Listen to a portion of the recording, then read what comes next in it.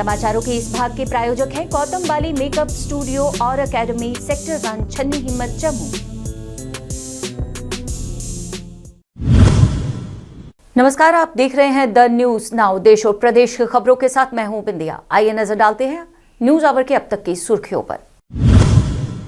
जम्मू कश्मीर ने रचा इतिहास, देश को दिया पहला जिला सुशासन सूचकांक।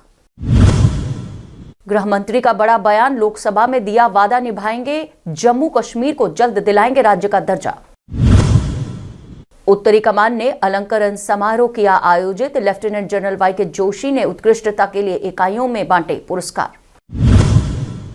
और अब समाचार विस्तार से। देश राष्ट्रीय स्तर पर सुशासन की राह को मजबूत कर रहा है, जिसके चलते जम्मू कश्मीर ने एक बड़ी पहल करते हुए जिला सुशासन सूचकांक का एक मापांकन तैयार किया है, जिसका विमोचन आज माननीय गृह मंत्री अमित शाह ने आभासी माध्यम से किया। इस ऐतिहासिक उपलब्धि में यह सूचकांक अब देश के विभिन्न क्षेत्रों के लिए सुशासन मूल्यांकन का एक आधार बनेगा। इस सुशासन सूचकांक के मापांक पर जम्मू कश्मीर ने खाद्य उत्पाद में 3.7% की बढ़ोतरी की दर्ज हासिल की है, जो एक बड़ी उपलब्धि है। इस सूचकांक के आधार पर विकास उपलब्धियों में जम्मू को प्रथम स्थान, डोडा को द्वितीय और सांबा को तृतीय स्थान अर्जित हुए हैं। वहीं पुलवामा और श्रीनगर चौथे और 5वें स्थान पर हैं। प्रशासनिक सुधार और लोक शिकायत विभाग एवं प्रबंधन, लोक प्रशासन एवं ग्रामीण विकास विभाग द्वारा बनाए गए इस मापांकन से हर जिले की प्रगति और उपलब्धि को हर साल आंका जाएगा, जिससे सुशासन और जिला प्रशासन की विकास दर को पारदर्शिता से आंकने में सहायता प्राप्त होगी और साथ ही ये बाकी जिलों में प्रतिस्पर्धा को भी प्रेरित करेगा। अच्छी पहल और अच्छी शुरुआत हुई है और जो बेस्ट प्रैक्टिसेस विभिन्न जिलों में है उनसे दूसरे जिले सीखेंगे और शासन पूरे जम्मू कश्मीर के हर जिले में स्थापित हो सके और लोगों को बेहतर सेवाएं और सुविधाएं मिल सके, इसमें सुविधा होगी, सहूलियत। सर, नेशनल इंडेक्स में भी जम्मू कश्मीर ने काफी अच्छा परफॉर्म किया, काफी आप लोगों की मेहरबानी है। अभी आगे और 22 को भी 4 आई थी। गृह मंत्री अमित शाह ने आज लोकसभा में किए अपने वादे को दोहराते हुए जम्मू कश्मीर को जल्द राज्य का दर्जा वापस दिलवाने की बात को फिर दोहराया। गृह मंत्री जिला सुशासन सूचकांक के विमोचन समारोह में आभासी रूप से सम्मिलित थे, जहां उन्होंने इस उपलब्धि के लिए प्रशासनिक सुधार और लोक शिकायत विभाग एवं प्रबंधन, लोक प्रशासन एवं ग्रामीण विकास विभाग को बधाई देते हुए गृह मंत्री अमित शाह ने घोषणा की कि परिसीमन शुरू हो गया है और जल्द ही जम्मू कश्मीर में चुनाव होंगे, जिसके चलते लोकसभा में दिए गए अपने आश्वासन पर बात करते हुए उन्होंने कहा कि जैसे ही जम्मू कश्मीर में स्थिति सामान्य होगी, जम्मू कश्मीर को राज्य का दर्जा फिर वापस दे दिया जाएगा। अपने संबोधन में उन्होंने कहा कि जम्मू कश्मीर में कई विकास कार्यों के चलते इस वर्ष जम्मू कश्मीर में रिकॉर्ड संख्या में पर्यटक आए हैं और लोगों को सरकारी योजना का सीधा लाभ मिल रहा है।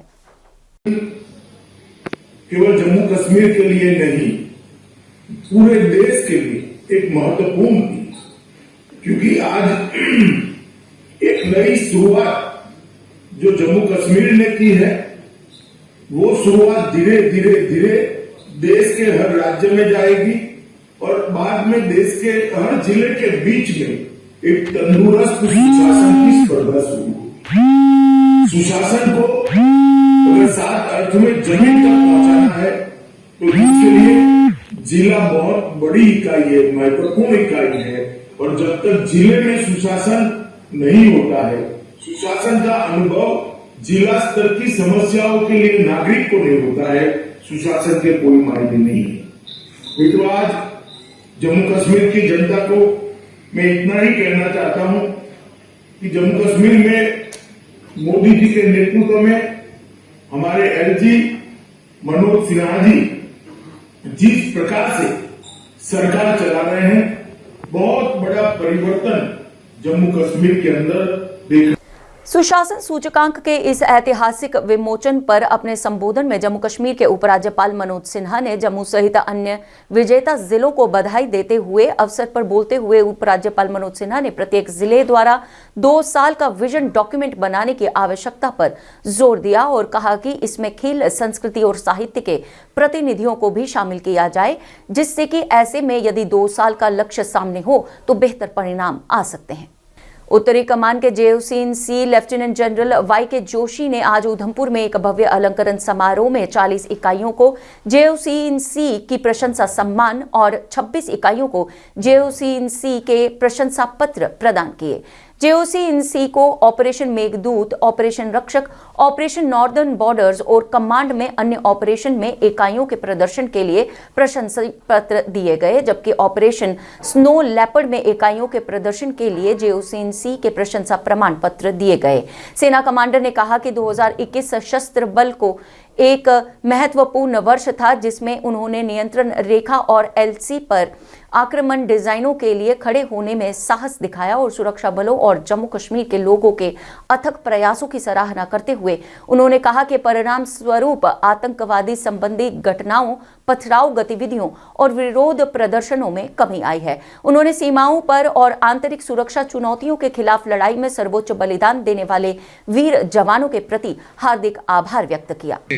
आपको इस सम्मान का हकदार बनाया है।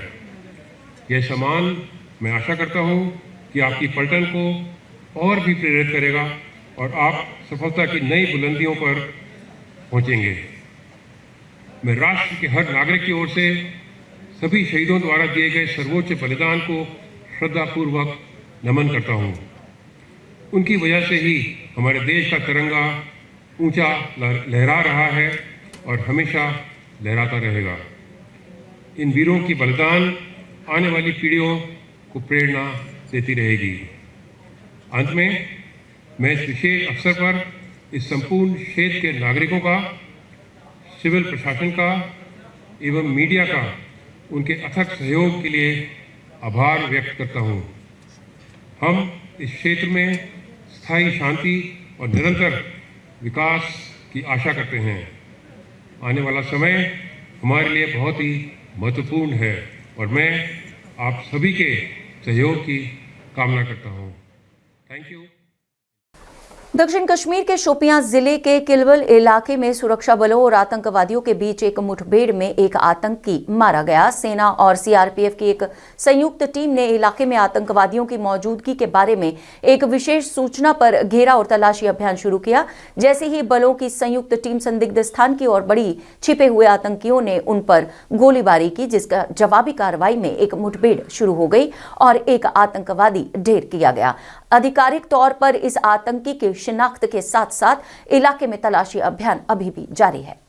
पिछले कुछ वर्षों में सीमावर्ती इलाकों में पाकिस्तानी गुब्बारे तो कई बार देखे गए हैं, जिन्हें गंभीरता से लिया भी गया है और आज फिर सांबा के गगवाल इलाके में सीमावर्ती गांव में 5 गुब्बारों सहित एक पाकिस्तानी झंडा भी बरामद किया गया है। लेकिन इस बार गांव के पंच यशपाल, जो इस मामले के चश्मदीद हैं, उनके मुताबिक गुब्बारों पर कुछ पाकिस्तानी फोन नंबर भी लिखे हुए थे, जो मामले की संदिग्धता को और भी बढ़ा देते हैं। सांबा पुलिस ने गुब्बारे और पाकिस्तानी झंडे को कब्जे में लेकर आगे की कार्रवाई शुरू कर दी है।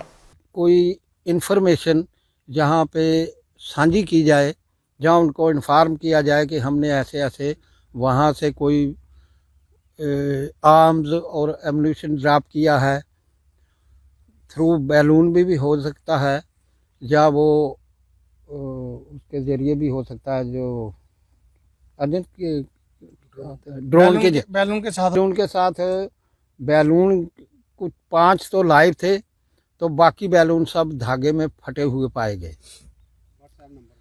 व्हाट्सएप नंबर से 4 पाकिस्तान के, तो उसमें लिखा था बैलून पे भी, सभी बैलून पे लिखा था हैप्पी बर्थडे। तो उस कागज़ की बैक साइड पे भी सुनहरी अक्षरों में लिखा गया कि ये हैप्पी बर्थडे। तो एक जगह वहाँ पे मैंने पाया कि वहाँ